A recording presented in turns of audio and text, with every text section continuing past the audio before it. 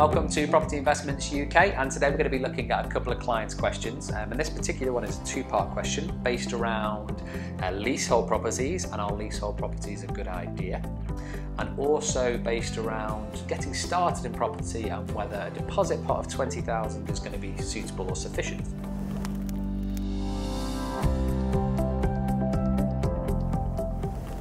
Okay, so the question is, hello Robert, and thank you for your daily emails and tips. That's no problem. I'm a complete newbie to property investments, and at the moment I'm concentrating on reading and gathering as much information as I can. It's great. So the first question is, one, is it realistic to think that I can start investing in property with around £20,000 of my own money?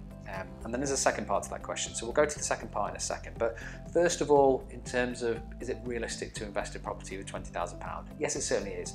It does depend certainly on your location, the type of property or the strategy that you utilise.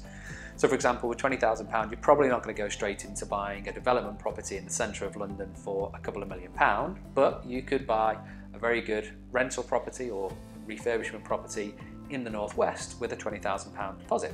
So it does depend upon your criteria and your plans and your aims.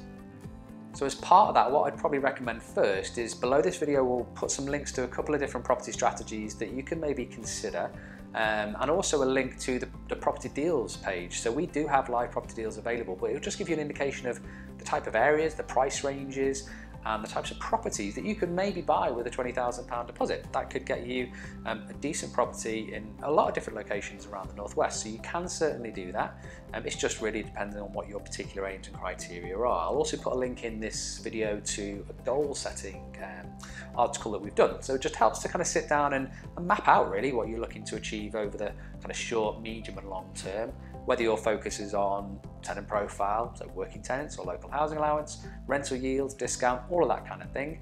When you combine that, it gives you a bit of a plan, and then you can understand really what locations and types of properties and strategies are going to work. So hopefully that helps answer the first part of the question.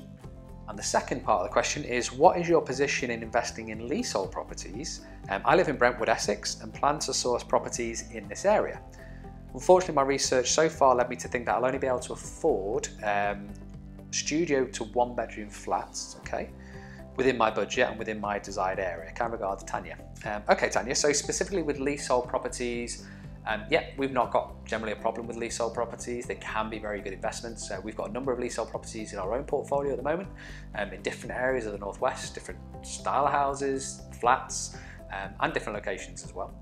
And within that mix of leasehold properties that we have, some do certainly perform better than others. So when it comes to looking at leasehold properties, there's other things to consider over and above maybe a freehold type property. One of those is the service charges. So some city centre apartments are very high on service charges. They might have a gym or a lift, or even some have concierges. That can really ramp up the cost of owning that property, and it can, in some occasions, make that property cash flow negative as well. So leasehold properties aren't all built the same or aren't all designed the same. It's important to consider the individual elements, so like the leasehold charges. Also, ground rent is another thing to consider with leasehold properties. So where you might have an ex-council apartment building, the ground rent on that might be very minimal. We have one, for example, where the ground rent is about £10 a year from memory.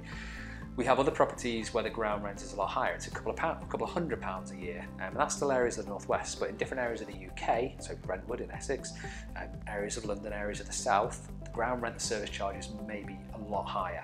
So there's something to consider when it comes specifically to leasehold properties.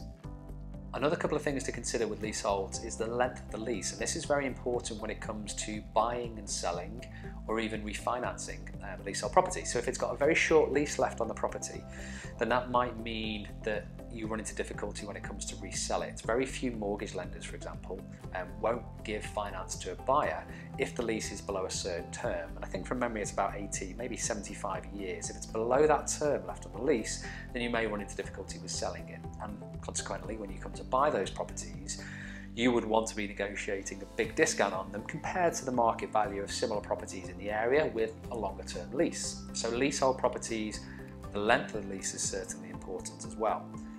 In areas of the northwest, you can have terrace houses with very long-term leases on it. It could be 999 years when it was originally put into place. So for most of those properties now, they still have maybe 930 years, 20 years left on those leases. So that length of lease is never likely to be an issue in certainly in our lifetime and a number of generations to come as well. But some new developments, city centre apartments, may only have a short lease, so that's something to kind of consider. And finally with leases, the other thing to consider is really regarding the rental aspect. So not all leases will allow you to rent the property. There are some restrictions on them. So it's important to ask your solicitor to check through the lease documents to see if there are any covenants or restrictions with what you intend to do to that property, whether it's a refurbishment or an extension or to simply rent that property out. If there are restrictions on it, then it might run into difficulty with what your plans are with it. So just to recap, leasehold properties in general are absolutely fine. It just depends on the specifics really. So things like the ground rent, the management charges, the length of the lease, and also any covenants or restrictions in that lease. So hopefully that helps give you a bit of an indication of, yes, you can get started with a smaller deposit, it just depends on the area and the strategy, and yes, leaseholds can make a great deal. Hope that helps. Thank you for watching this video. If you like this content and you'd like to join our free online property training course, we've got a link for it on this page.